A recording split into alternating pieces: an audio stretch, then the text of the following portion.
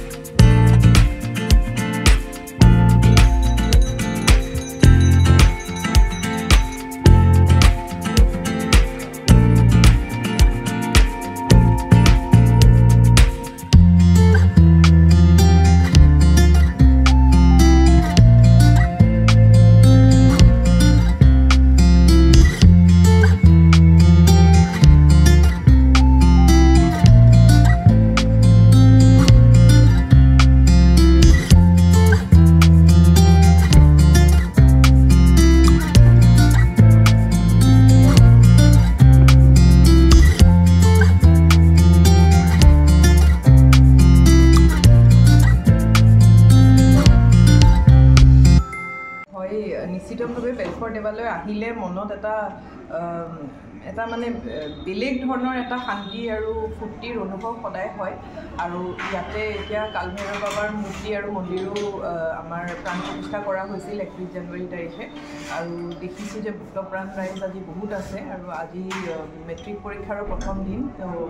পিতৃ মাতৃসকল আহিছে সন্তানৰ বাবে আৰু ইয়াতে আমাৰ বাবাৰ প্ৰাণ প্ৰতিষ্ঠা হোৱাৰ পিছৰ পৰা গম পাবলৈ গৈছে যে মানে কুকুৰ বহুত আহি আছে সেইটো মন্দিৰ কৰ্তৃপক্ষৰ পৰা গম পাইছোঁ আৰু আমি দেখিছোঁ আৰু অসমৰ বিভিন্ন অঞ্চলৰ পৰা ৰাইজ সদায় আহি আছে মন্দিৰটোৰ যিটো ঐতিহ্যমণ্ডিত আমাৰ মানে এটা শিৱ মন্দিৰ শিৱ শক্তিৰ ইয়াতে পূজা কৰা হয় আৰু ইয়াতে আহিলে আটাইৰে ভক্তপ্ৰাণ ৰাইজৰ আপোনালোকে দেখিব যে মনবোৰ সদায় তেখেতসকলে যেতিয়া আহে এটা ফূৰ্তিৰ ভাৱত থাকে আৰু ঈশ্বৰৰ ওচৰত এই কামনা কৰিলোঁ যাতে আমাৰ এই অঞ্চলটো জিলাখন আৰু আগবাঢ়ি যায়। আজি আপোনাৰ জন্মদিন উদযাপন কৰা মই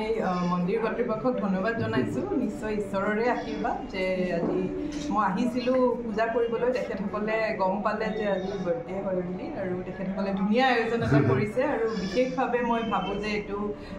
মানে তেখেতসকলক ধন্যবাদ জ্ঞাপন কৰিছোঁ আৰু ঈশ্বৰৰ এটা আশীৰ্বাদ যে এইখিনি মৰম তেখেতসকলে দিছে। যিকোনো খবৰৰ বাবে যোগাযোগ কৰক 7099017330 লগতে 7099017110 নম্বৰত।